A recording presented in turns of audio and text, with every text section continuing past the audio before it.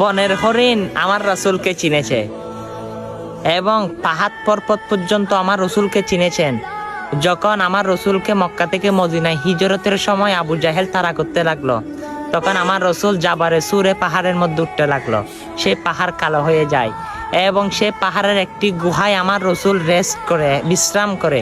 তখন সেই পাহাড়ের মধ্যে কবুতর এবং লতাপাতা আমার রসুলের মহব্বতে যেন আবু জাহেল দেখতে না পারে, সেখানে কবুতরের ডিম নিয়ে বসেছিল। সুবহানাল্লাহ।